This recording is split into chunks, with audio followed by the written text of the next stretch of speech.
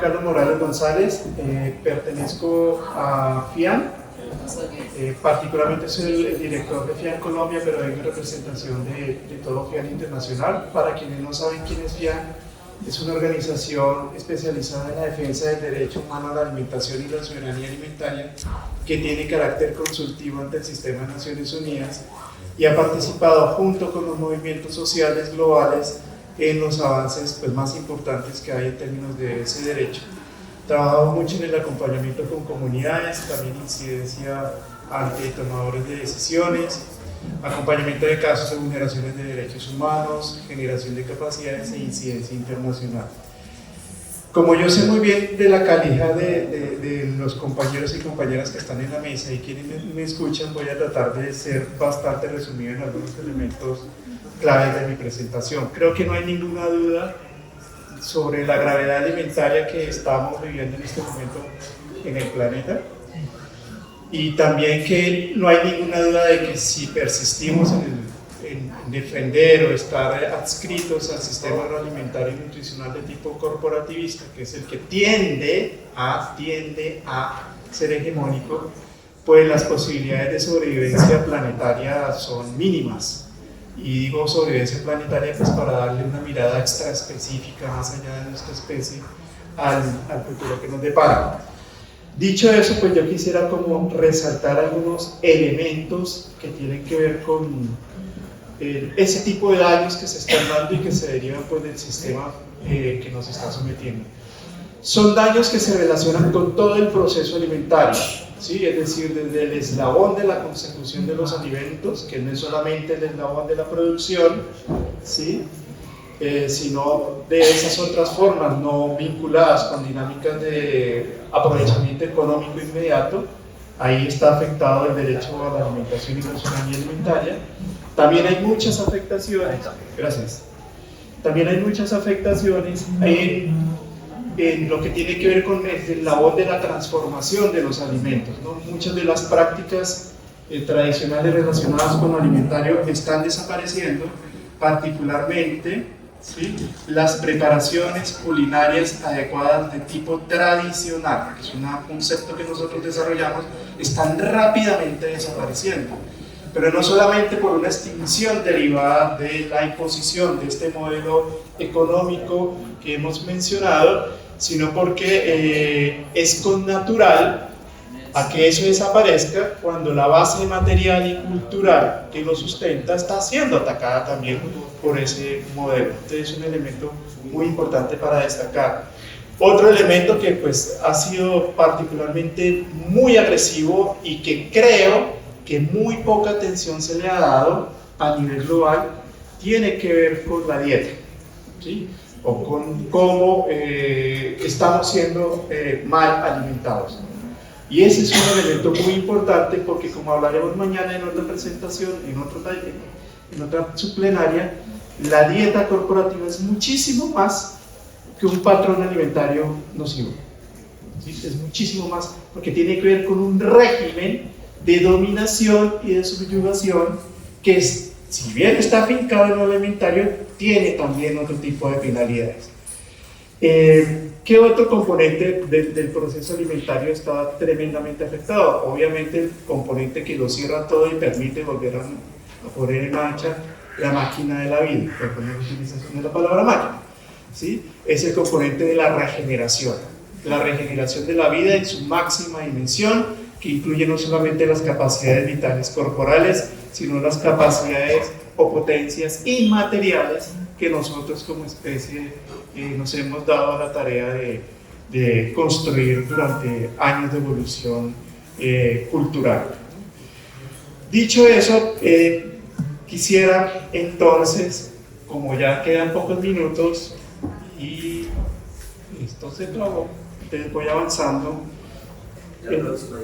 Yo creo que dos más, por favor.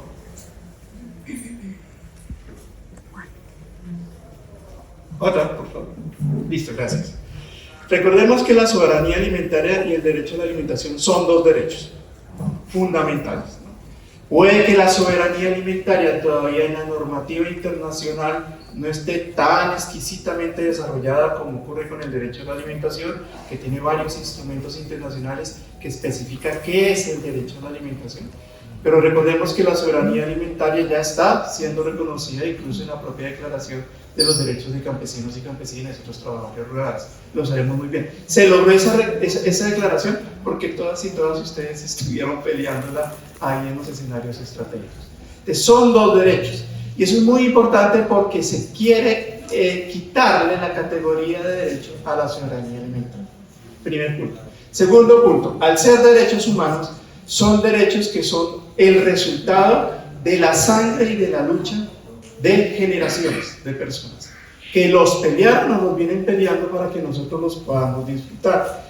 Eso es muy importante tenerlo en cuenta porque hay un discurso muy fuerte detrás del poder corporativo y de poderes políticos que tratan de reducir la pertinencia de los derechos humanos, creyendo que los derechos humanos salieron de los escritorios o de gente iluminada que se puso a escribir eso, cuando los derechos humanos son el fruto de las luchas históricas de la población. Dicho eso, para irnos entrando en nuestra discusión, tanto el derecho a la alimentación del lado izquierdo, como lo ven, como la soberanía alimentaria del lado derecho del cuadro, tienen subcomponentes en su contenido que se conectan muy bien con el tema del cuidado y la salud del planeta, ¿sí? Ambos lo invocan permanentemente, muy insistentemente, además la soberanía alimentaria, con el otro tema que es también muy crucial, que es el trabajo del cuidado alimentario, que se ha concentrado sobre todo en las mujeres, ¿sí? Con unas dinámicas patriarcales que hacen que ese trabajo del cuidado alimentario se concentre solo en ellas y que a veces se considere que el trabajo del cuidado alimentario es exclusivamente para la pervivencia de nuestra especie, ¿sí? De nuestras futuras generaciones, cuando el cuidado del trabajo alimentario sobrepasa nuestras obligaciones intraespecíficas, ¿no? como especie.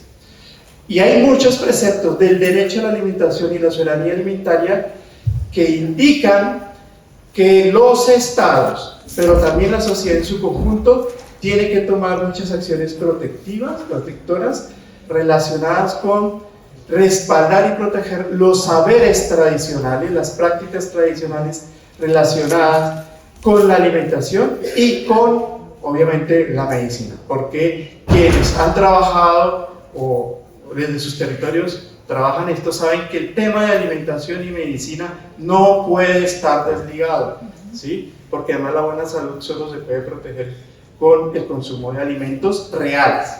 Y esta es una categoría muy importante. La alimentación no es todo. Cuando uno habla de alimentación, por lo menos desde nuestra perspectiva, uno está hablando de una alimentación que está basada en alimentos reales, ¿sí? En alimentos que incluso conservan buena parte de su matriz alimentaria. Por eso nosotros hablamos de alimentos reales por un lado y por el otro de productos comestibles y bebibles ultraprocesados, ¿no? Sí, que es lo que nos venden mayoritariamente la industria y que habitualmente denominamos comida chatarra y que estamos además tratando de controlar en el mundo mediante muchas acciones, impuestos, control de la publicidad, generación de ambientes alimentarios adecuados, ¿sí? Y etiquetado y bueno, muchas otras acciones. Pero hay un asunto clave en todo esto, y ya voy finalizando, es el tema del poder. Es el tema del poder.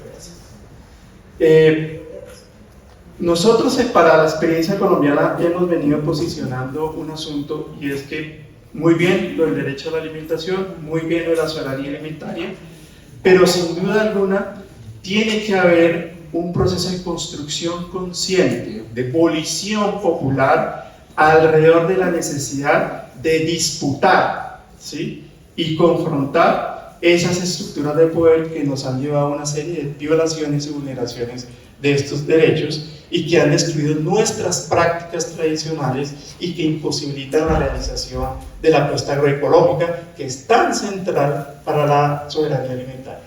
Y es una disputa de poder que tiene que ser consciente. Muchas de nuestras acciones las hacemos a veces sin pensar en eso, pero tiene que ser consciente. Y nosotros hemos dicho que tenemos que buscar poder popular alimentario, que es empezar a desarrollar todo ese conjunto de prácticas que buscan proteger nuestros territorios, entendiendo que el primer territorio de la soberanía alimentaria es esta. No como incluso el gobierno nuestro quiere hacer entender que es una decisión solo del Estado, nación, ¿sí? Cuando la soberanía alimentaria empieza por mi propio cuerpo. Ese es el primer territorio.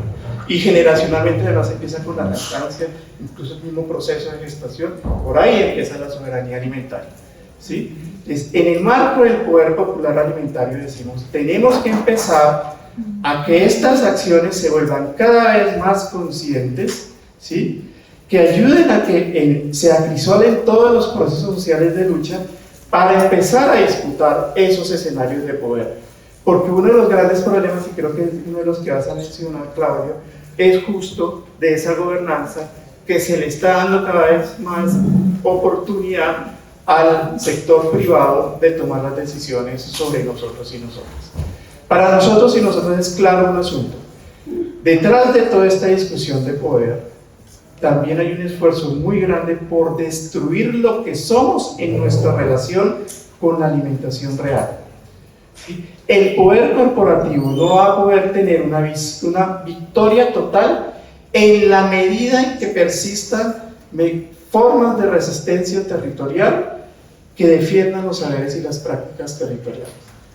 Como digo, mañana lo veremos cuando hablemos de dieta corporativa. Ese es un lugar central de ataque, ¿sí? Por eso Coca-Cola atacó las poblaciones indígenas del sur de México con toda la publicidad hasta convertir, ¿sí?, el sur de México y las poblaciones originarias de allí ponerlas en una situación de salud pública tan grave. Entonces, cierro ya mi intervención recalcando esto. Es en el marco de la defensa del conocimiento, que incluye nuestras prácticas y nuestros saberes, donde hay un campo de batalla muy grande en este momento, en donde en una lógica de construcción del poder popular tenemos que acrisolar nuestras resistencias para lograr avanzar en la soberanía y el derecho a la alimentación.